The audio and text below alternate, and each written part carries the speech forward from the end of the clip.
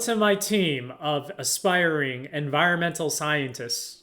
In this screencast, we're going to cover sections 3.3, 3.4, and 3.5. Section 3.3 is all about what happens to energy in an ecosystem. The first thing we need to understand is that energy travels through organisms in an ecosystem in either food chains or food webs. Food chains are one-directional pathways for energy. Food chains are multi-directional pathways for energy. Each organism in a food chain, or each type of organism in a food web, is called a trophic level. In a food chain, energy travels in one direction. Unless the organism dies, then the energy is transferred to a decomposer or to a detritivore. In a food web, energy has multiple pathways from producer to final consumer. Food webs are more realistic representations of the complexity that we find in nature and in ecosystems. Food chains and food webs show the interconnectedness of organisms in an ecosystem. If you add a species or take one out, it'll have profound effects on all the other species that are there. For example, if you take the wolves out of this ecosystem, the number of elks increase, and because there are more elk, there's less vegetation and fewer producers. This is called a trophic cascade, where one change has effects on other organisms in a food chain or food web. The second law of thermodynamics tells us that every time energy is transferred from one link in a food chain or food web to another, some energy must be lost. We can see that in two different ways. First, we can look at biomass, which is the dry weight of all organic matter in any given trophic or feeding level in a food chain or food web. As we move up food chains and food webs, there's less and less biomass. The other way is by looking at energy. Every time energy is transferred from one trophic level to another, about 90% of energy is lost and 10% of energy is passed on to the next level. If you look at all the energy that producers collect from the sun, a tiny fraction of that energy makes it all the way to the top consumers. We call that the pyramid of energy flow. These three pyramids can help us visualize how energy decreases at each trophic level in a food chain or food web. The pyramid of energy shows how energy is lost at each level and decreases as you move up. The pyramid of biomass shows how the amount of material decreases as you move up.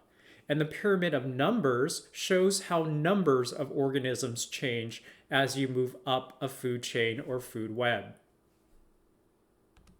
This is another diagram of the pyramid of energy flow showing the 10% rule. Again, at every transfer, there's a 90% loss of energy and a 10% transfer to the next trophic level. If you take a look at these photographs of a desert in a tropical rainforest, you can see that some ecosystems produce plant matter at faster rates than others. The rate at which producers, like plants and algae, produce is called your gross primary productivity, or GPP. Technically, it's the rate at which your producers are converting solar energy into chemical energy, and it's measured in kilocalories per square meter per year, or unit energy per unit area per unit time. This animation shows gross primary productivity around the world during different months of the year. The more blue it is, the higher GPP is, and the greater area it takes in this animation. You can see that during the summer months, GPP increases, and during the winter months, GPP decreases. Many ecologists call this the heartbeat of the Earth. As we mentioned before, not all energy is passed on from primary producers to consumers. The net primary productivity, or NPP, is the amount of energy made available by primary producers to other trophic levels. NPP is equal to GPP minus the energy lost through respiration. Primary producers, and all organisms in fact, use respiration for the energy to keep themselves alive and living. Only the energy stored in primary producers' cells and tissues is passed on when consumers consume them. NPP differs by ecosystem. On land, swamps, marshes, and tropical rainforest are our most productive ecosystems. In water, our estuaries, where salt water meets fresh water, are our most productive ecosystems. In section 3.4, we're going to switch gears from energy to matter and look at what happens to matter in an ecosystem. While energy moves in one direction and is eventually lost to the environment as heat, nutrients cycle from place to place.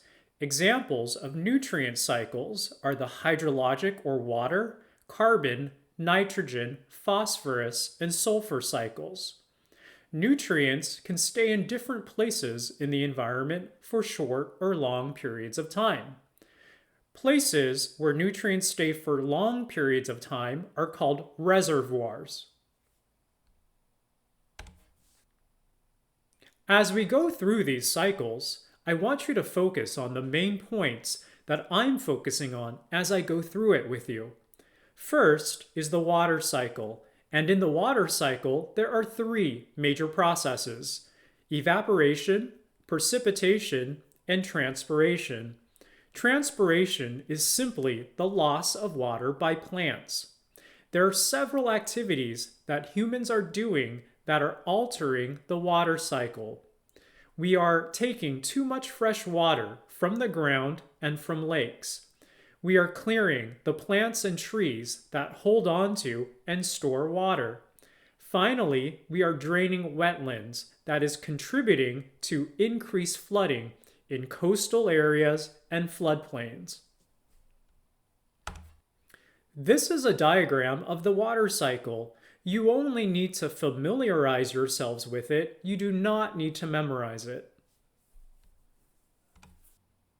Before we move on, you need to understand the special properties of water that make it so important for living things. Water is a liquid over a large temperature range, freezing at 0 degrees Celsius and evaporating at 100 degrees Celsius. Water changes temperature very slowly, which helps moderate climate and prevent large temperature swings. Water has a high boiling point compared to other substances at 100 degrees Celsius. Water can stick to other materials and other surfaces. That's called adhesion. Water can also stick to itself. That's called cohesion. Water also expands when it freezes and becomes less dense. That's why water floats when it's ice. Water is a good solvent, and many things will dissolve in it. And finally, water filters out ultraviolet light, which makes it a lot easier for things to live and thrive in water.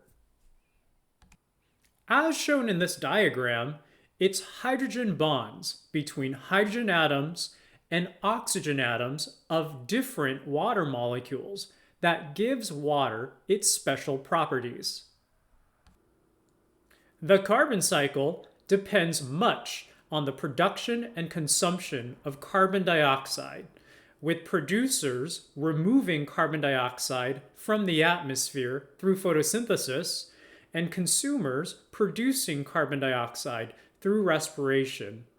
Human activities are altering the carbon cycle mainly through the burning of fossil fuels, specifically coal, oil, and natural gas. Oceans are an important reservoir for carbon because carbon dioxide dissolves in ocean water to form carbonic acid, which can have a negative effect on marine organisms. Here's a diagram of the carbon cycle that, again, you should familiarize yourselves with. In the nitrogen cycle, most nitrogen in the environment is found in the atmosphere as nitrogen gas. Unfortunately, this is unusable by most living things. We depend on lightning and bacteria to convert nitrogen gas into ammonia and ammonium ions. This is called nitrogen fixation.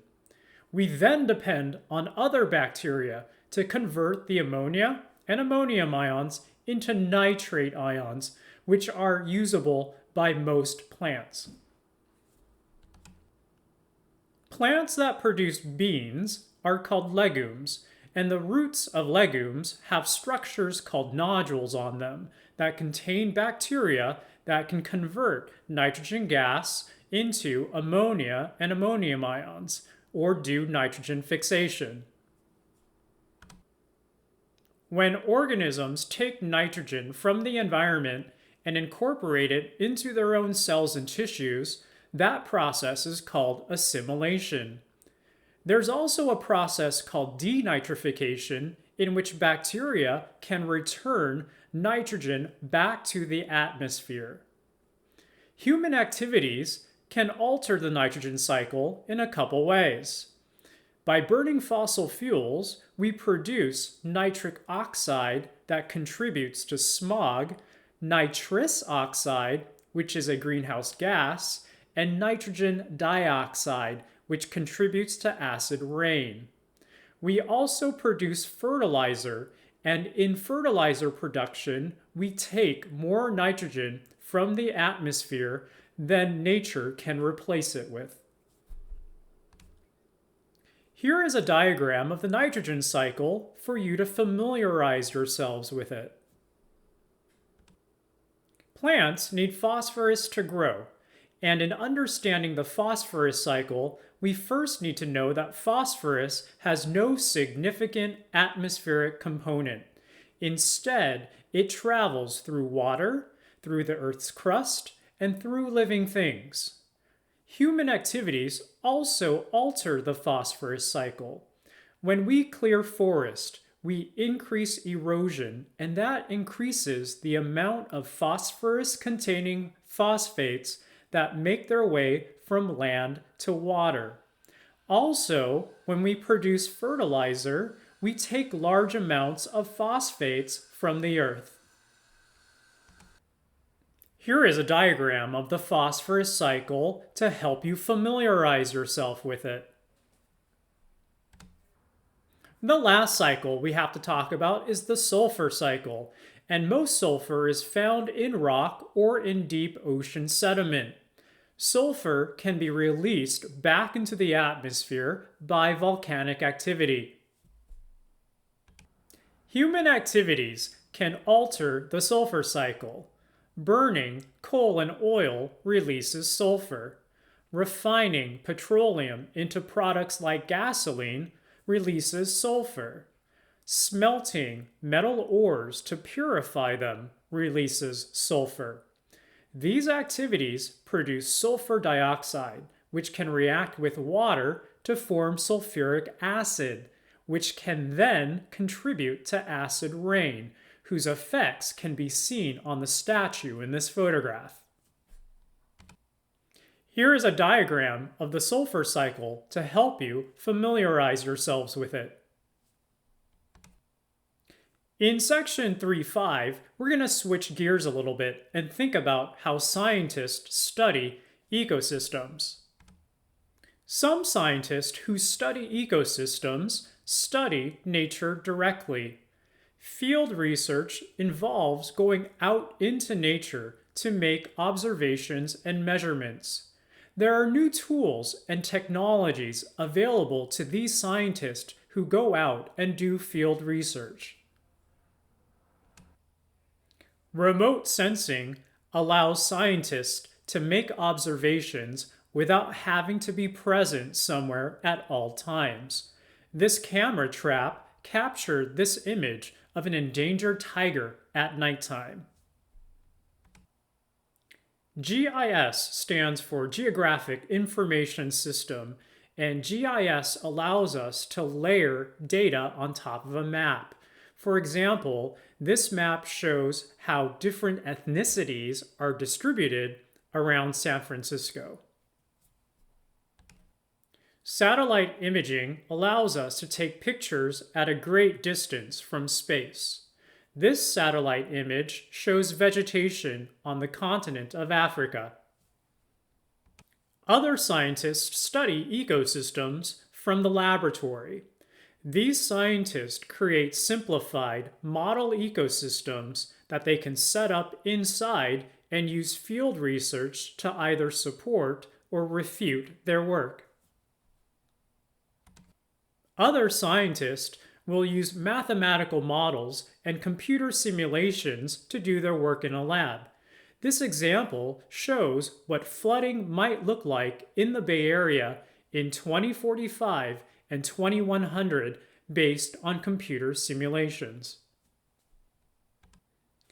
All this research is necessary and important because we need to understand the conditions our ecosystems are in and what conditions they will be in if humans continue to do all the things that they are doing.